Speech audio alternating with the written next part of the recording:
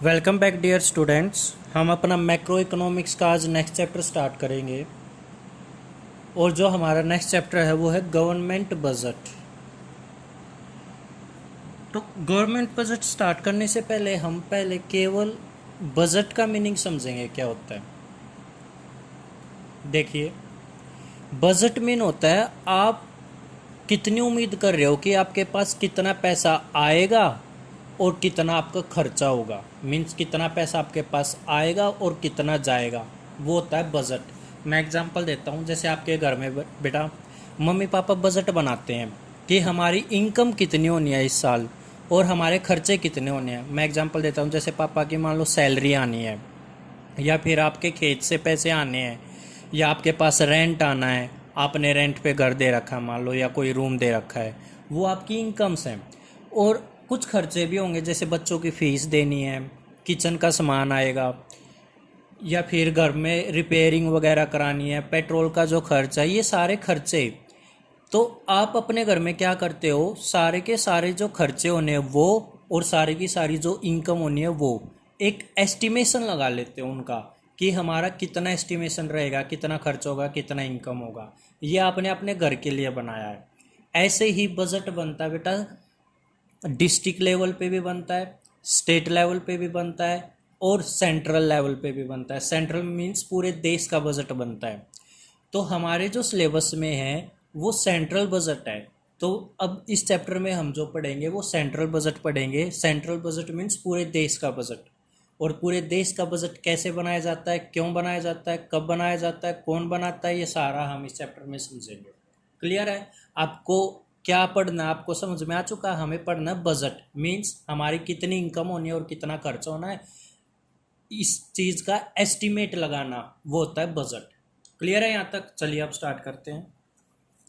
जैसे मैंने बताया, ये एक्चुअल फिगर नहीं होती बजट में। हम ये देख रहे हैं कि ये जो साल अब आएगा इसमें हमारा कितना खर्चा होना और कितनी इनकम होनी है, इस चीज़ का एस्टिमेट लगाएंगे। एक्चुअल ज़्यादा भी हो सकता है, जो हम एस्टिमेट लगा रहे हैं उससे ज़्यादा भी हो सकता है और उससे कम भी हो सकता है।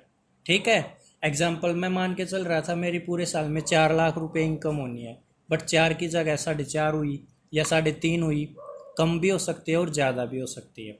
तो मैं केवल एस्टिमेट लगा रहा हूँ, मीन्स अनुमान लगा रहा हूँ। मैं ठीक भी हो सकता हूँ और मैं गलत भी हो सकता हूँ। ऐसे ही एक्सपेंसेस जितने मैं सोच रहा हूँ उससे ज़्यादा भी हो सकते हैं और कम भी हो सकते हैं, क्योंकि हम फ्यूचर के लिए बजट बनाते हैं। मीन्स आने वाले साल के लिए बजट बनाते हैं। जो आज स्टार्ट हुआ मान लो उस साल के लिए बजट बना रहे हैं। अब पता नहीं भाई, फ्यूचर तो अनसर्टेन है, ज़्यादा भी खर्चा हो सकता है और कम। ऐसे इनकम भी ज़्यादा हो सकती है और कम भी हो सकती है। तो ये सारा हम इस चैप्टर में डिस्कशन करेंगे। और आपको बता दूं, जो बजट होता है वो एनुअली आता है, मीन्स पूरे साल का आता है बजट। ये नहीं कि 1 महीने का आएगा या 2 महीने का आएगा, पूरे साल का आता है बजट। क्लियर है ये बात? और इसमें क्या होता है, एस्टिमेट लगाते हैं कितनी हमारे पास रिसीट आनी है और कितनी हमारी पेमेंट होनी है एक फिजिकल ईयर में। अब आप बोलोगे ये फिजिकल ईयर क्या होता है? 1 अप्रैल से 31 मार्च, मीन्स 1 अप्रैल टू 31 मार्च तक जो ईयर होता है उसको बोलते हैं फिजिकल ईयर। क्लियर है? ये आएगा, मैं रीडिंग कराऊंगा अभी, मेरे को सुनने पे ध्यान देना। जो आपको ये नोट्स दिख रहे हैं इन पे मत ध्यान देना अभी। अच्छा देखो, जैसे मैंने आपको बताया कि हम बजट पढ़ रहे हैं सेंट्रल लेवल का, तो इसको है ना हम यूनियन बजट भी बोलते हैं। सेंट्रल गवर्नमेंट जो बजट लेके आती है उसको यूनियन बजट बोलते हैं। और इसको पार्लियामेंट में उस दिन प्रेजेंट किया जाता है जिस दिन हमारा राष्ट्रपति डिटरमाइन कर देगा कि इस डेट को ये बजट लेके आना है। प्रेसिडेंट बताता है, वो डायरेक्ट करता है कि किस डेट को पार्लियामेंट में बजट आएगा। और ये मान के चलो कि पार्लियामेंट में किस डेट को बजट आना है ये प्रेसिडेंट ने नहीं बताया, तो याद रख लेना फरवरी की लास्ट डेट को बजट ऑटोमेटिक आ जाएगा। या तो प्रेसिडेंट बता दे, अगर नहीं बताया है तो कब आएगा? फरवरी की लास्ट डेट को, लास्ट वर्किंग डेट को। क्लियर है ये बात? चलो अब आगे देखो। ये एक एस्टिमेशन होता है, एक्चुअल फिगर नहीं होती। ये बात मैं आपको पहले भी बता चुका हूँ। ठीक है? चलिए अब रीड करते हैं क्या क्या लिखा हुआ, देखना एक बार। Government budget is the annual statement. Annual means पूरे साल की, statement means details, showing item wise estimates. ये क्या दिखाएंगी? एस्टिमेशंस हैं ये किस चीज़ का, कि हमारे पास कितने रिसीट्स होनी है, मीन्स कितनी इनकम होनी है, एंड कितनी पेमेंट्स होनी है during a physical year. Physical year मैंने बताया आपको 1 अप्रैल से 31 मार्च। तो यहाँ से यहाँ तक की हिंदी क्या बनी कि गवर्नमेंट बजट पूरे साल का एक स्टेटमेंट होता है जिसमें ये अनुमान लगाया गया है कि हमारी कितनी रिसीट्स होनी है और कितनी पेमेंट। कौन लगा रही है? और ये सेंट्रल गवर्नमेंट। अब आप बोलोगे सर सेंट्रल गवर्नमेंट की कौन सी रिसीट्स होती है और कौन सी पेमेंट्स होती हैं? मैं बताता हूँ बेटा। आपके चालान कटते हैं, बाइक के, कार के जो चालान कटते हैं, ये पैसा किसके पास जाता है? सरकार के पास जाता है। तो सरकार पहले एस्टिमेट्स बना लेती है कि अब की बार चालान कटने के हमारे पास इतने पैसे आने हैं। ये क्या हो गई? सरकार के लिए, गवर्नमेंट के लिए ये रिसीट हो गई। और सुन, आप सरकारी कोई भी फीस पे करते हो, मान लो आप सरकारी स्कूल में पढ़ रहे हो या हॉस्पिटल में, आप सरकारी हॉस्पिटल में मेडिसिन लेने के लिए गए हो, या फिर आप तहसील में जाते हो और सरकारी फीस देते हो, आपने कोई प्लॉट लिया तो उसकी रजिस्ट्री का जो चार्जेस देते हो, ठीक है, आप बेटा टैक्स देते हो सरकार को। या फिर आप जब भी देख लेना सड़क पे जाते हो तो आप पे टोल टैक्स लगता है, ठीक है। ये सारी रिसीट्स हैं गवर्नमेंट की, ये सारी इनकम्स हैं गवर्नमेंट्स की, ठीक है। आप दान कर देते हो सरकार को कई बार, जैसे कोरोना के लिए आपने डोनेशन किया तो वो किसके पास गई है? एक तरह से सरकार के पास गई है ना। तो सरकार के पास मेनली जो पैसा जाता है वो टैक्सीज का जाता है। वो टैक्स किसी भी तरह का हो सकता है, चाहे चाहे वो जीएसटी हो, इनकम टैक्स हो, टोल टैक्स हो, रोड टैक्स हो, ये सारे सरकार के लिए क्या है? इनकम है। मीन सरकार की क्या है? रिसीट्स है।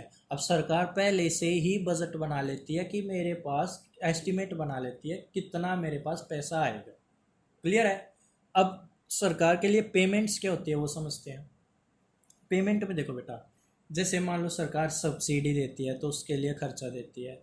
सरकार आपके लिए हॉस्पिटल्स बनवाती है तो उसमें खर्चा होगा सरकार का, तो पेमेंट पहले ही डिसाइड हो जाता है। मान लो सरकार को ना 50 हॉस्पिटल बनवाने अब की बार, तो वो खर्चा पहले एस्टिमेट कर लेती है। मान लो एक हॉस्पिटल 2 करोड़ का बन रहा है तो 50 हॉस्पिटल बनाने हैं, मीन्स 100 करोड़ तो इसी पे लग जाएंगे। या फिर और आइडिया दे देता हूँ, सरकारी स्कूल बनवाने हैं उसके लिए पेमेंट करनी पड़ेगी सरकार को। सड़क बनवानी है उसके लिए पेमेंट करनी पड़ेगी सरकार को। फ्लाईओवर बनाने हैं, मीन्स पुल बनवाने हैं, उसके लिए सरकार को खर्चे करने पड़ेंगे। तो ये सरकार एस्टिमेट पहले ही बना लेगी, मीन्स पेमेंट्स का खर्चा बना लेगी। जैसे इनकम का खर्चा एस्टिमेट बनाएगी, ऐसे ही खर्चा मीन्स पेमेंट्स का भी एस्टिमेट बना लेती है गवर्नमेंट। क्लियर है ये बात? और कब? पूरे एक साल का लिखा भी हुआ है कब तक? एनुअल स्टेटमेंट्स मीन्स पूरे एक साल का ये बजट बनाते हैं। और ये फिजिकल ईयर का मीनिंग मैंने बता दिया, 1 अप्रैल से 31 मार्च। अब ये बात भी बताई थी मैंने, budget of central government is known as union budget, ये बात भी पता मैं। और बजट को कौन प्रेजेंट करता है? पार्लियामेंट में उसको प्रेजेंट किया जाता है। और उसको कब प्रेजेंट किया जाएगा ये प्रेसिडेंट ऑफ इंडिया बताएगा। और अगर प्रेसिडेंट ऑफ इंडिया नहीं बता पा रहा है किसी भी रीजन से, तो ये फरवरी के लास्ट वर्किंग डे को खुद से ही प्रेजेंट हो जाएगा। देखना एक बार, budget is presented in the parliament on such a day on which president of India में डायरेक्ट, मीन्स जिस डेट को, जिस दिन को प्रेसिडेंट ऑफ इंडिया बोल देगा उस डेट को बजट पार्लियामेंट में प्रेजेंट हो जाएगा। In case president of India does not direct, अगर वो डायरेक्ट नहीं कर रहा है किस डे को आना है, क्या नहीं डायरेक्ट कर पा रहा, the day of presenting the budget, ठीक है, then it is presented on the last working day of February. ठीक है, अगर प्रेजेंट नहीं हो रहा तो ये कब होगा? लास्ट वर्किंग डे ऑफ फरवरी को। क्लियर है यहाँ तक? अब देखो, जो मैंने आपको बात बताई ये एक्चुअल फिगर्स नहीं होती, ये केवल एस्टिमेट बनाया जाता है। It must be noted that receipt and payment are not the actual figure, ये एक्चुअल फिगर नहीं है, but they are estimated value of coming year, जो साल अभी स्टार्ट होगा उसकी केवल एस्टिमेशंस है, मीन्स अनुमान लगाया भाई इतनी इनकम हो जाएगी और इतना खर्चा हो जाएगा। क्लियर है ये बात? कोई डाउट यहाँ तक? अगर हो मेरे से कॉल करके पूछ लेना। चलिए अब नेक्स्ट चलते हैं। देखिए बेटा नेक्स्ट क्वेश्चन क्या है, why budget is prepared, budget क्यों बनाया जाता है या क्या ऑब्जेक्टिव होते हैं बजट के, एक ही बात है। देखो सबसे पहला पॉइंट लिखा हुआ है री एलोकेशन ऑफ रिसोर्सिस, रिसोर्सिस का मतलब है यहाँ पर इनकम, ये लिखा भी होगा मैंने। देखो गवर्नमेंट की जो भी इनकम हुई है उस इनकम को कौन से सेक्टर पे कितना लगाना है, एग्जाम्पल हॉस्पिटल्स पे कितना पैसा लगाना है, स्कूल पे कितना लगाना है, ये सारी चीज़ें। री मीन्स अगेन, एलोकेशन मीन बांटना, resource mean income means income को बांट देना अलग अलग सेक्टर पे। कई ऐसे प्रोजेक्ट होते हैं बेटा जिन पे इन्वेस्टमेंट बहुत बड़ी होती है और उनसे बेनिफिट बहुत टाइम बाद मिलना स्टार्ट होगा और कम प्रॉफिट मिलेगा। एग्जाम्पल गवर्नमेंट हॉस्पिटल्स बनते बहुत महंगे हैं और सरकार मैक्सिमम वहाँ पे जो फैसिलिटीज़ प्रोवाइड कराती हैं वो फ्री में होती है, ठीक है। अब मीन्स प्रॉफिट तो ना के बराबर होता है और होता भी तो बहुत टाइम बाद होना स्टार्ट होता है, बट इन्वेस्टमेंट तो बहुत बड़ी है ना। तो ऑब्जेक्टिव मीन्स बजट इसलिए बनाया जाता है ताकि हम ये पता कर लें भाई किस सेक्टर पे कितना पैसा लगाना चाहिए।